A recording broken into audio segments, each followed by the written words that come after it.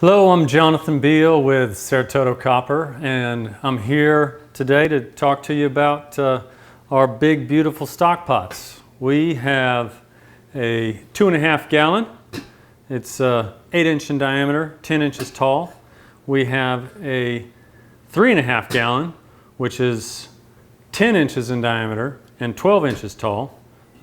These lids here. And you can see we have two different finishes on these. We have our high polish finish that we've got, and then we have also our peacock patina, which brings out all the natural tones to the metal, and this is a no polish finish. I'm going to show you some of my own goods that I'm using around here.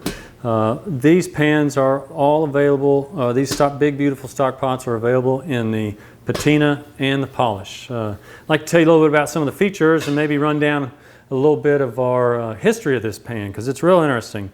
I want to start off with something that I call the origin myth that begins with Superman. And Superman is right here. Right here. Oh, there's Superman. This is the biggest and the baddest of the beautiful, big, beautiful stock pots. I'm not sure if you can see Superman right here. Put a little face on this guy just because he likes to be watching and tasting the soup all the time. This is about 5 gallons of stock pot boiling goodness. I fill it up with probably 10 pounds of bones and boil those for 2 to 3 days, and it's like aromatherapy in the house here.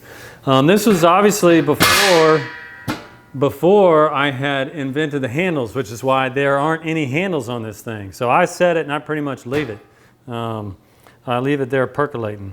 And this piece right here kind of originally worked out how I like to work out the top.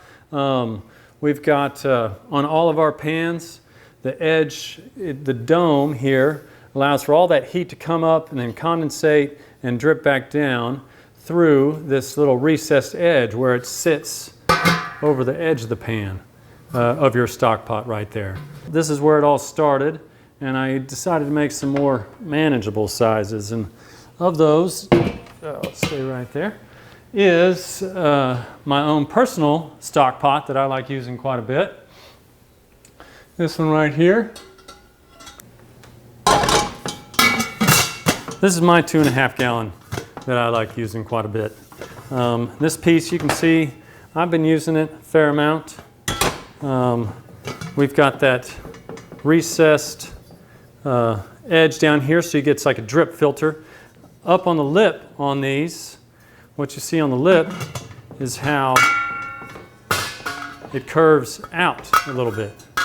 Curves out, and that's so you get a nice seal between the lid and the pot itself. Another one of the features about this, pull out one of the other ones,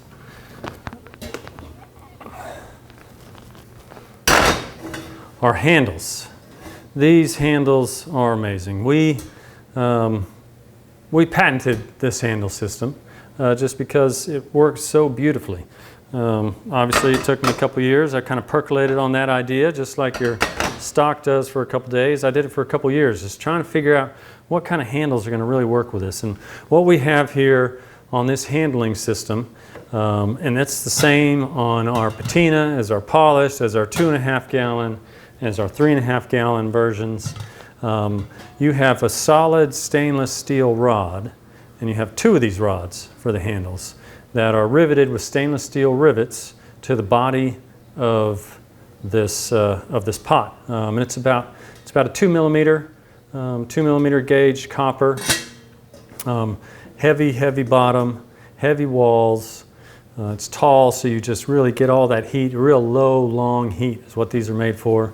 And with that low, long heat, you get all that heat kind of spilling up the sides a little bit. And what happens is you're typically on a lot of handles in cookware, it's just a solid piece, and that'll tend to heat up. And what happens with these handles is they act like radiators. They act like radiators because all the heat passes through there. Stainless steel is kind of an insulator. So even if you've been cooking with this thing for 30 minutes to 3 days, you'll be able to reach up on here, grab this, move it around, do what you need to do with this thing. And it's the same. You have similar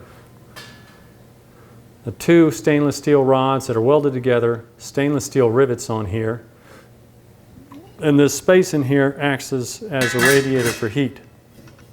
You might say, wow, John, that's brilliant. Thank you. I appreciate that. It was really kind of a stroke of luck that it also turns out to be highly functional. Sometimes in spite of myself, I do things right. And one of my first customers that bought this told me that was so brilliant of you to figure out somewhere that you can put the ladle or the spatula or anything while you're cooking. It's just amazing. And I thought to myself, why, yes, God, it was brilliant. Thank you. I don't know what to say, but I'm going to applaud myself because sometimes things work out nicely. And that's what you get with these handles here. So what you're doing is you've got the heat transfer. You have also a great place to set your spoon or your ladle when you're not working. You can just set it up on there. These things work great inside of there. They stay cool. You can pick them up. Just a real functional aspect of these pans here. And you can kind of see the comparison here. This is my own personal pan, my own personal pot. And what you'll see inside of here is the tin. We do a traditional hot tin lining in here. And with time and use, you get like it seasons. The tin will season with use. And how you can see how this here, it darkens. It doesn't affect the cooking abilities. It just makes for, similar to your cast iron, just makes for a better pan. They work real, it still works the same. And tin, great thing about tin is it doesn't counteract the temperature conductivity of the copper. It actually is a similar highly conductive material, not as conductive as copper, but very conductive. On that note, you don't want to leave this on the burner without any liquid or anything in there. If it gets over 450 degrees, your tin will bubble. But if you're doing anything at over 375, 400 degrees, you are burning it anyhow, especially on a burner. So what you've got here is the tin and how it seasons. When we start off with these items, you've got a nice shiny tin in there, and just through time and use, that tin will season. And on these pieces, both of these, this is a 3.5 gallon. It's a solid piece. I think it might weigh about 8 pounds. Don't quote me on that. We'll put some information up about how much exactly they weigh so you know. But we've got a 10-inch diameter. And these lids are made to fit on throughout our pans. Every pan that's 10 inches, this lid's going to fit on there. That includes our skillets and our saute pans and our stock pots. One other aspect about all of these, besides a great place to put the ladle, is that it also works extremely well for setting the lid. So, as you're cooking and you need to get in there and stir something up, you need somewhere to set the lid. Oops, pardon me. You need somewhere to set the lid. So you can just set the lid right here inside these handles, and they just bite onto that lid and give you a place to set it. That's nifty. Oh my goodness. These are our big, beautiful stock pots. We've got the 2.5 gallon polished, 2.5 gallon peacock patina, which doesn't require any polishing, as you can see from the one that I have and that I use. We've got the 3.5 gallon polished, 3.5 gallon patina. And one last thing I want to say about these with the tin and everything. Something that you want to use for cleaning it out is typically a natural bristle brush. Natural bristle brush here. You can find that in most any grocery store, or something that is non-abrasive. Has a little texture but non-abrasive, and that's what you'll use for cleaning out these pans. You do not want to use the abrasive side of a sponge. It's just, it scours. It scours in a way that removes metal. You can use that actually to polish up these peacock patinas. Let me give you an example. This, for example, the green abrasive side of your sponge, you do not necessarily want to use on cleaning the inside of your copper. It'll just wear, in the tin lining, it'll just wear that tin out faster. But it is a nice thing to do with on our peacock patina. Sometimes get that on the outside and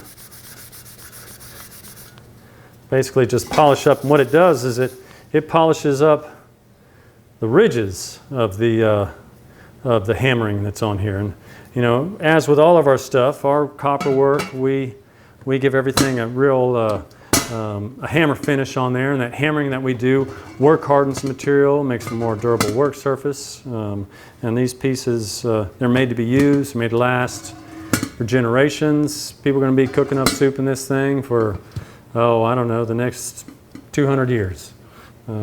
Let's just say. I'm going to personally guarantee it for 200 years. I won't be around, but we're sure hoping that Saratoga Copper is, because we make these pieces to last. If you have any questions about using our goods or maintaining them, or there's anything going on with these pieces that, or something that you're curious about, please reach out to us. We've got almost a quarter century of experience working with our copper goods, and that includes thousands of really satisfied customers who continue to come back to us and collect more of our goods and their experiences. So we've got a lot of knowledge and experience we can share with you about how to use your goods, how to take care of them, any issues that you might be having. And as with all of our things, we guarantee all of these goods for life.